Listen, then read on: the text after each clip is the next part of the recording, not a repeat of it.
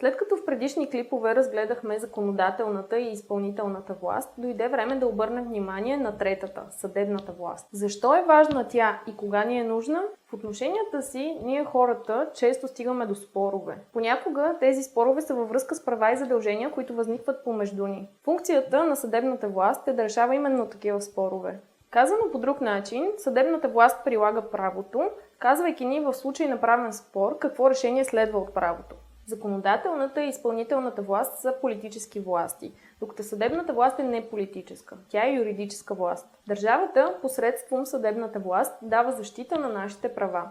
Тази правозащитна функция се осъществява от правозащитни институции. Това са образования, чието предназначение е защита на правото. Кои са тези правозащитни институции? Нека започнем с държавните.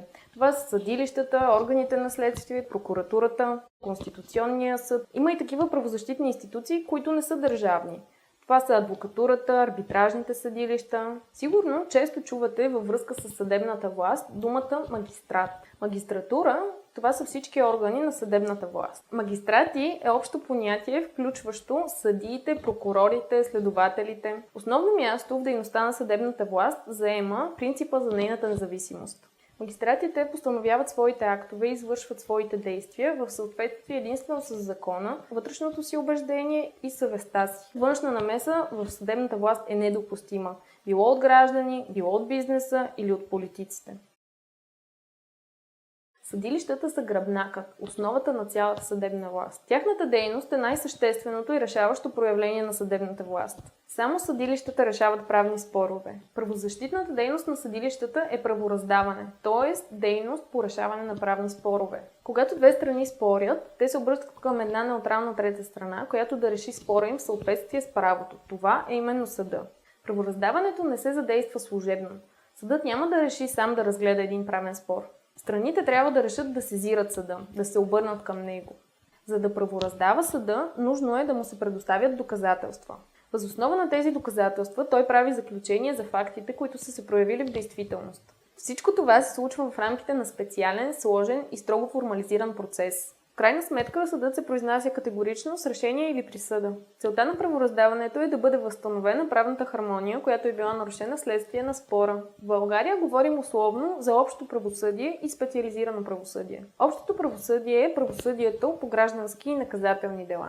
Съдилищата, които се занимават с общо правосъдие, са районните, окръжните, апелативните и Върховния касационен съд. Със специализирано правосъдие се занимават административните, военните, както и специализираните наказателни съдилища. При граждански и наказателни дела има три инстанции – първа, въззивна и касационна. Районният съд е основният първоинстанционен съд. Той гледа като първа инстанция всички дела с изключение на тези, които са възложени по закон на друг съд. Окръжният съд действа като втора или още въззивна инстанция по дела, образувани с жалби или протести срещу актовете на първоинстанционните съдилища. Все пак има случаи, в които окръжният съд действа като първа инстанция. Тогава въззивна инстанция на окръжния съд ще бъде апелативния съд. Върховният касационен съд пък е винаги трета инстанция.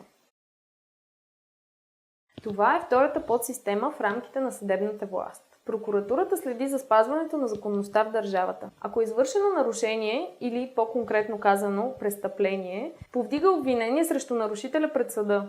Прокуратурата представлява държавата в наказателния процес, привличайки гражданите под наказателна отговорност и поддържайки обвинението срещу тях. Когато в резултат на разследването са събрани достатъчно данни, че дадено лице е извършило престъпление, прокуратурата привлича това лице към отговорност и поддържа обвинението срещу него в съда. Така, прокурорът действа като държавен обвинител. Прокурорът също така предприема действия за отмяна на незаконосъобразни актове и участва в граждански и административни дела. Прокурорите осъществяват надзор за законност. Прокурорът не може сам да отменя актове на държавни органи, не може и да налага наказания за нарушения на закона. Той изисква това от компетентните органи и длъжностните лица.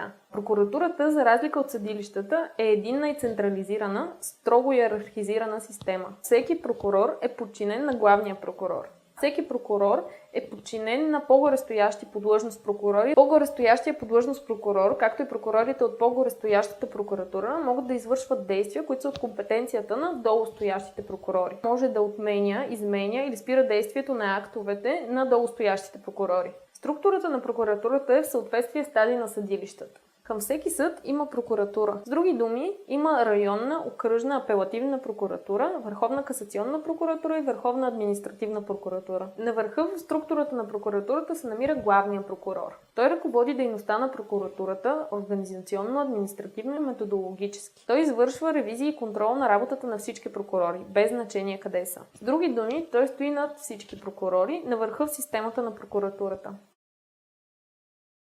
Следствените органи също са част от съдебната власт. Те се състоят от следствени служби, които се изграждат към окръжните съдилища и следователи, които се назначават към военните съдилища.